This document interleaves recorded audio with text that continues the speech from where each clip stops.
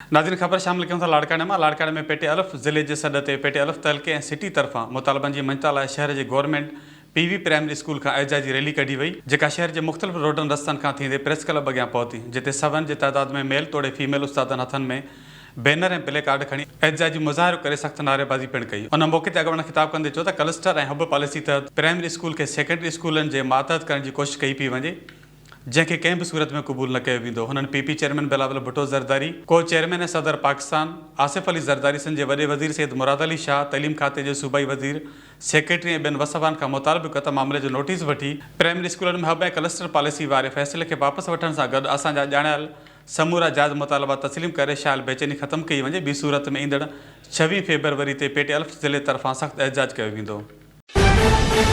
For more news and updates, keep watching BTV News First Ultra HD web channel.